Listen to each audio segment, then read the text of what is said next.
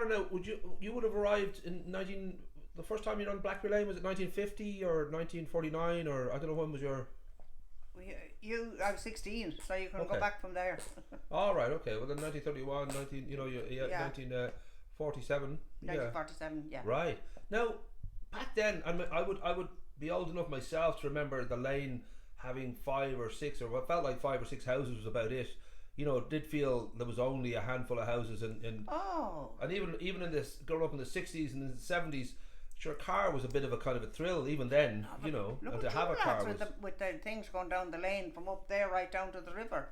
You know, you had the tricycles. Well, we used to use because it's such a severe hill. Sure, we use it as almost like a kind of a playground kind of racetrack thing, just for rolling down the hill, go karts and bikes and all that. But for you now, was it? It wasn't all that different, I guess, from 6 Mile Bridge, where there wouldn't have been. It wasn't like you went to a place and thought we this had to walk 3 miles to the shop at home as well. Right. Either way, Yeah. 6 Mile Bridge was 3 miles, Kilkishen was 3 miles. It didn't matter which. So, can you remember then when you first sort of really, you know, 47 you were here, but I don't know whether you'd know everybody on the lane when you moved to. No, like when you moved in. Hill, like, and yeah. And then George Dixon lived in Maureen's old house. Okay, the cottage, all right. Yeah. And we used to give him his dinner every evening. I kept it up until... And was he a single man? Did he have a family? He was a single man. His sister was married, lived down in Crow Abbey, of all places, along the bottom road. Right. Not up in the height, down the bottom. And Mrs. Lott was her name. Okay. And a lot of people remember her down there. So would that be a case of now there's yourself and Dad, like the Byrnes in the cottage across the road, Alec Hill, and Mrs. Hill. And Mrs. Hill. Yeah. Now Mrs. Hill being his wife or sister his mother. His mother, right? His mother. Okay. So Alec was still like in his right. So Alec was still in his 30s or whatever, or he was a young man. Yeah. Relatively speaking. We could pick our shoes. Nice, good looking man. And he had a stone thing, a log out in the garden. Right. That he could sit in and watch Noel Belton, whatever Noel Belton was doing. Because Noel was always busy. Yeah. And did Alec have a profession now? Because I know him now as an older man who had his horse and cart. He's in that book, you know. Derek Payne's? In the big books. He's the Derek Payne books. Okay, I'll get and a he's shot talking there. to the Cullen man that used to be by the cattle at us. There you go. That's interesting. So Dixon and then Hills and the Byrne family. And then I'm trying to think. There was no house until you went to Cherries. Right, there you go. I was going to think. I don't think there was any Cherries then. Yes. I remember it being sold. Well, there's Henry's was the surname in it. Okay, at that point. Yeah. And Gay from St. Lawrence, of course, were the other end. Were they? I don't know what family were there, but that house was down at the Delgany village end. Had that large. Oh my God, there's been about 4 people in that since I came. Right. Yeah. But were there? I'm trying to think if there are any other houses then, actual houses, because anything else I can think of is fairly modern build. Yeah, because Sue Martin lived at the top of the lane, I suppose. but that was an old house, you know, and that was knocked down, that big one. Well, it's a prefabish kind of house. How are them people getting on with all that wire and everything around them? They seem terrified in there, are they? Oh, the top of the lane? What are their names? Oh, it's the yeah. There's a new family there now. They're sort of getting used to the possibilities and all that. But now it is fascinating to think that it was. You know, as much of Ireland does this, it goes from being what is almost seen as a dirt road into being like a very expensive. Like today now, it's one of the most lucrative addresses you can have. It's a bit of a docky, and I mean, there's some beautiful people here, some beautiful houses. There's some Barbie houses and fortresses, but it's a huge leap in a relatively short time that what was seen as almost a backward kind of place. Because it was. There wouldn't have been great plumbing. There wasn't water available there on the mains. No, you got water out of the well. Water from they put the pump on it up there first. Right. Because but that was the 70s before that came into to play. I wrote to the Irish Independent. I don't know what the Sunday Independent. I don't know whether I have the letter yet still or not. Might be in the box. I wrote a letter to them and about the water and that we had to get it with the bucket and the rope down it, and the farmers had to get it out of it for doing the water and that with the cattle, and that it was dangerous that if the men forgot to put back the lid on, the kids could fall down it. Sure. So the next morning, on the Monday morning, I had a fella from the magazine here, the paper came out from the Irish Independent.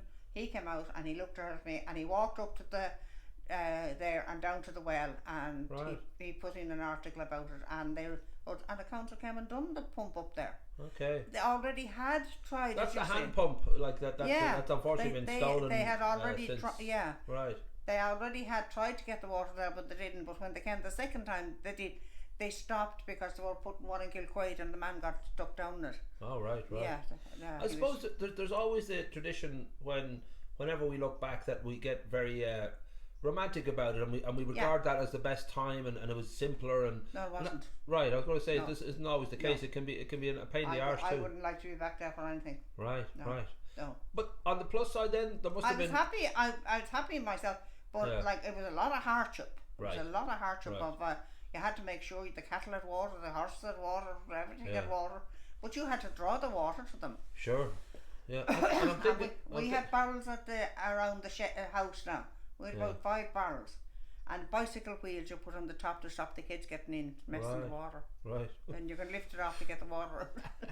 Well, I'm thinking the tradition now is 2.3 children. You went a little bit further. You and Pat went a bit further than 2.3. You had 11 kids. I know. Which put a whole other spin on it, because not only were you just getting by with real farm life, you had to get your own water, you had to basically live off the land to a large degree, but then you had 11 kids running around as well. Yeah, well, he sold the vegetables. Now we sold for he went around Greystone. Still people remember him in Greystone. Dad was selling vegetables? Yeah, Granddad did as well, and his mum did when his dad took having a bit too much to drink. Right. She started doing it, and she'd take one of the younger ones with her. Right. And would that be seasonal then? Obviously, with some vegetables it is, but I'm trying to think now with the rest of the year, because it was a small farm, and I know growing up when I was around now as a kid, there was like 3 or 4 cows, and I might have a few sheep and a few pigs, but it was always just a handful, like literally just 2 or 3 fields to gauge them. So do you think that Dad's father, like would there have been? Was that the main industry? He was a farmer, and that was his. A farmer, and he was good with wood. He made chairs and stuff as well. Okay, I didn't know that. All right. Yeah, but you needn't let that in that he drank more than he made. Well, some people. The mother had to do start that, going especially out on the car with him because he didn't come home when he sold the vegetables. He didn't come home, but it was hard work. I remember being out at 10 o'clock at night watering because to have the things fresh for the morning. Right. Over the back field. That idea too. I liked it though. Yeah, I was going to say the idea too. Now that we'd had the cows, so we'd make butter as well, and we'd you get that sort of. I gave Charlie the churn. That's. He had said a long time ago to me, about the churn, and when he moved down there, I just said, feck it, like he'll mind it, he won't be one. But it's funny how that's the necessity of just living off what we had around us is now sort of seen. A lot of the things that we did, like the fresh milk and basically nothing was artificial. It was all pretty much what we had there, made ourselves, and pretty much organic, because the cow was standing outside your field as you drank the milk and all the rest. It sort of seems with the Blackberry Lane famous hill as well, we were a healthy bunch. You kind of had to be really to those central heating. You had to walk up this mountain every day. Actually, it was easier living here than it was with me and Claire. Right. Yeah. Right. Oh. Yeah, our land was more spread out. Okay. Yeah. And did you find that was there? I mean, Ireland would have been. We had Tinna Park as well then, What was that? Tinna Park? We had the 15 acres in Tinna Park. Oh wow, right. Yeah. And where's Tinna Park? Up near Davis's. Okay. Oh yeah, it's up where the N11 is now and all that. I do remember vaguely there was a field there, and they took it for the N11. The council, when they were building the road, they gave extra land to the farmers there. Okay. There was at one time it came out in giving the water and giving the stuff. Can we get that back? No. Can we get? No. Can we say we didn't mean to let it go, because Jesus, the property around here now is kind of nuts. Oh sure, But I know that and unfortunately then, and thankfully not now, but unfortunately then there was still that divide in Ireland between the wealthy and the poor, and there was a kind of unacknowledged, or maybe I never found it at all here. Oh good, okay. Never a bit. Right. Yeah, it never came into it. I suppose because I was used to my own big noises and small noises, as the fellow said, it's the way to take it. Like I'm in the ICA, and there's some of them very well off and are on the nicest people you could meet. Right. And I got on great with Miss Cherry and her sisters. Yeah. And I was in Miss Stokes. I mentioned her to you one night, and you said, "Who the hell is Fiona Stokes?" Yeah. And I said to I said to Francis, I couldn't believe Paul didn't remember Fiona Stokes. She was dead by the time he was born, Mom. And I couldn't believe it. But she was a beautiful woman. Okay. She used to horse ride on the lane. Right. And live down where Patterson's are. You know. Oh, one of the big houses there, the nice houses on there. Yeah, where your man that died there now. Okay. Oh, yeah, right. Acres. Right. Lived in that house. Oh, beautiful. Oh, beautiful yeah. spot. She's looked after that nursing home that went to do the interview one night in. Okay. Remember All that? right. The children's place. Oh yes, down She in was very yes. involved in that. Carrigeeden She and educated other children out of it.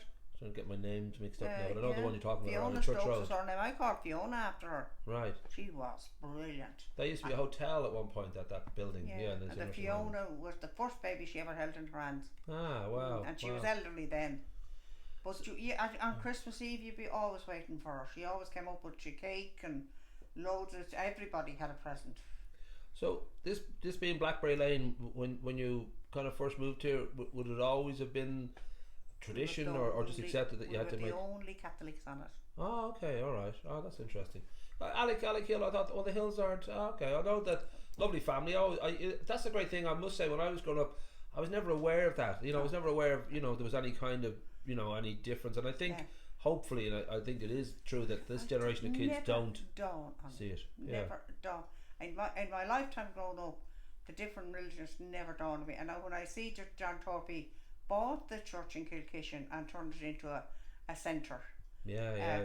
For there's games and children and everything in it.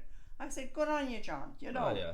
Well, it's nice when a church is actually good for people. Yeah, there wasn't a Protestant around the place for years. There was 3 when I was growing up. That's in Clare now, down in Kilkishen and all that. Yeah. But here the cars will be down to the crossroads and up the hill in Delgany and up the other hill at the church. Yeah. 3 times on a Sunday. Is that something that you would have noticed a huge difference in? That I was just listening to a documentary yesterday about the fact that in England anyway, it's hard now to get nuns and priests and all that kind of stuff. They're not getting new members really, and it does seem to be a shift. No nuns and grace nuns now, they're all gone. Okay. There's 3 in a house, rented a house down where the priest lives. Right. Down that road. That road on. But the Carmelites are doing well now. That's a much loved kind of established. They do spot. the altar breads and that. Yeah, no, that's a lovely spot. I think it is it's a dying art if you want to call it that. That's why I get on. Before she became and she was the teacher. Is this Sister Gwen or the mother, Reverend Mother? Yeah. Ah, right. Yeah. But I was going to... And they can see you from inside, because I was going to get a mass at one time, and she said, I saw you coming in. She said, I better make it over to you. Ah, right.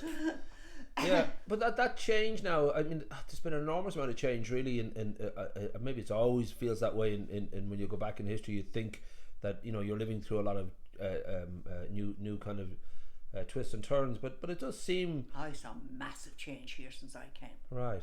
I mean, it does seem like a different world to me. I think I even think of the 1970s, and there was a sort of wilderness to that, and a wildness, and no, it didn't seem like anybody was driving. No. Obviously, the church had a hold on us, and we respected politicians and all that. The Protestant church had more hold on theirs.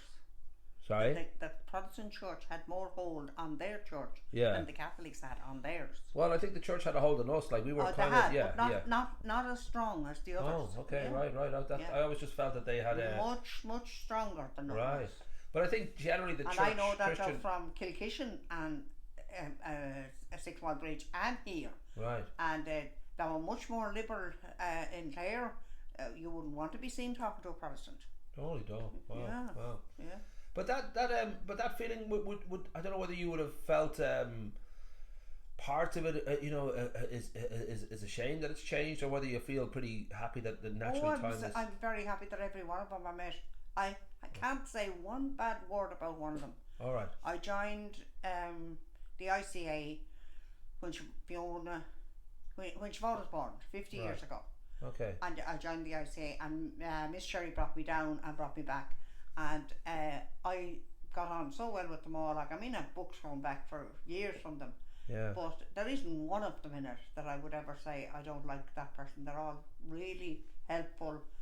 I got so many calls the morning of the Gerber's reported dead and thing. I didn't even know when I got a call. Mary Hatton was the first now. Right. It was unbelievable. Yeah. The lane itself now, I kind of feel that there's a part of the lane hasn't changed. Now again. Well, I suppose it's just become wealthy, like Delgany itself and even parts of Greystones and all that. it is an expensive place to move to, and therefore naturally the people who move here was really wealthy, and look, there was a lot of shops going in it, and a lot. You're talking about now or back then? Back then. It was wealthy. Oh, it was wealthy. Okay, all right. There was money in Delgany galore. Right. I always thought. I mean, I have this sort of rosy tinted vision of it being a bit of a kind of a country village. Queensland when they were built. That's what took it away. And Mr. Brady was standing inside the counter, and he said to me when we were talking about it, Quindle, and there was a little mini bus collecting them in Delgany and bringing them to us. All right. And he said to me, "That may be down there now." He said, "But I'll be gone out of here." Right. But I suppose the progress of the industry like that has always been the same all around the world. And all them now, they've taken a big. Well, that's it. I mean, people that we've had this long kind of tumultuous debate about McDonald's over the last year coming to Greystones, and people kind of think, oh, it's great, it'll bring jobs, but of course the very nature of these large corporations is they take money out of the place. They don't. They're not here to like put money into it. They'll put on sports days and they'll have sponsorships and all that. But ultimately, they're there to make a profit, and if they can get, if they can turn in 500,000 a week, that money goes out of that town. It doesn't stick around. It doesn't. And you see, what annoys me is there was good shops there and closed. Bell's was a good shop, very very good shop.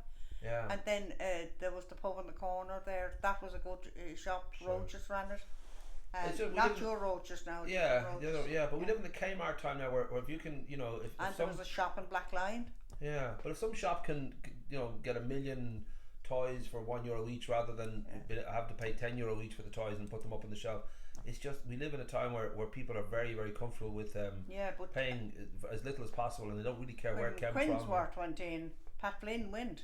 You know, and he done a big trade there at the end of the road. Yeah, and I think people recognise on one hand the shame of it, but then they also inevitably go to the bigger easy store that's cheaper, and if you can get your shopping for 1/3 of the price that you would in a small shop, it only takes a little bit of time before people just give up on unless you take the Evoca route and you suddenly make yourself out to be bespoke and artisan and cool and all that. I suppose every place does, like Evoca down there now in the real Evoca as they call it. They've kind of kept it a bit like what it was. Yeah, but it's the mothership. It has gone way beyond imagination. Well, it's a huge success, and I guess they can allow themselves to just expand. It'll be interesting to see how the Happy Pair cope with that too. Their mothership will have to stay the same just for the recognition and the brand and the look and all that. But I'm sure I'm sure within 10 years we'll see a few Happy Pairs around the country. And in different just part of success. But I suppose we should wrap up by saying that the lane definitely is. Obviously physically it hasn't changed. It's still a bugger to walk up that hill. That's probably one of the toughest hills. But it has been lovely living here, and I wouldn't like to have lived anywhere else. It's a gorgeous spot, and it still has just a lot around here, a huge amount of beauty. You can see both Sugarloaves from your back window. You can you've got these great views of Bray Head and the whole shebang. But we used to be able to sit outside and watch them playing golf, and Daddy used to know who was playing it and everything with the binoculars. And he'd be watching them playing it, and he loved it. But that's long gone. He loved golf anyway. And would Dad have played much golf? He did. Right. And I used to go up every Saturday night with him to move the holes, because he was supposed to do it Sunday morning. So we used to go up late on Saturday night and do it then, and then we'd go down. He'd go to the pub and I'd come home. And I often said to myself, I'm an awful idiot. I milk the cows early to go up with him to do it, and then I come back to Delgany and I'm up home and he's gone up to the pub. That is the old Irish way, alright. Well, I'll put in a map and all that of the lane, and you give me a great list of all the different place names, because I would know like Alec Hill's place, but then Reggie's Gap and the Dark Corner and the hole in the tree. There's so many spots. Our lads used to know he was on the lane. They could smell the smoke. He had the pipe, you see. Right. They'd know he was up ahead, and they'd start talking about him. Well, I made the mistake occasionally when I'd be sitting down the seats with Bert Heppenstall and Dick Joyce and a few of us, and Alec would be saying, I'm going home now, I'll give you a lift, and I get in and it would take about 4 hours on the horse and cart to get home. You could walk backwards on one foot and be home in an hour, but he'd have you going around the Willow Grove in a horse that didn't really want to go anywhere, and before you know it, the sun's set. He used to go up to Cherry's to get the hay. He used to leave the hay up on Cherry's hay barn. All right. And he had to go around that way to come up that way to get down this way. Yeah. But we used to laugh over that. But it was he wanted to do it. Yeah. You know, he wanted to do it. But tell me now, when one thing I will say, when we were growing up, the eldest, your eldest son, my eldest brother Martin, he was a mechanic, and a lot of the brothers are mechanics and all that. We'd end up with old cars in the back of the old house, and the great thing was we could, at that point, because there was so little traffic, we could take a car with no engine in it, we'd strip it down, and you'd push it up a hill and just roll down. A bunch of us would jump into a car. And I remember now, there was it wasn't I had brakes, or it wasn't that we had these cars in great condition, but there was a great wildness about that time. And then I remember as like a 10-year-old driving a car around the fields, and I know, a great time. But then we had the space, and we had the Beetle. I drove the Beetle around the field myself. Oh now, right. Now Daddy said, now that you're able to drive, he said, you could get yourself a car. You know, I don't have money to get a car. I said, if you buy a car, I'll drive you around. Oh no, thanks. He said, I can get lifts for free anywhere.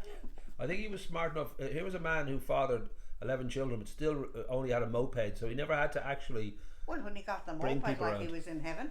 Yeah, but that meant. Don't forget, he was riding a bike up and down the Greystones every day. Right. But it was just him and maybe one of the passengers if he was lucky, but he didn't have to worry about putting 11 kids into a van somewhere and having to take them everywhere on a Sunday. Or I think it was handy for him to have his own set of wheels. But yeah, I'll put in a map and he was a great character. Oh, of course, Jesus. Well, there's a few stories now that we can't really record here now that I always thought he was the funniest man because he just had that sort of devilment about him that he was he soft never said hearted. very much. He'd never get himself stuck in a corner, Oh no, start about something and not be able to well, he could talk his way out of anything too. I think he was always well, it's an Irish thing I think as well, that you're kind of you could charm your way into or out of any particular spot, and he did. He had loads of Protestant friends. Oh right. Well, that's a great thing now. As I said, growing up I never was aware of that. It was only with the North that I became aware of this issue, and I was almost like hearing about tribes of another country having and obviously you'd hear about your history then, and you'd realise that there was deep roots, but it didn't. I always found them fantastic. Yeah. Well, they're very tasty, some of them.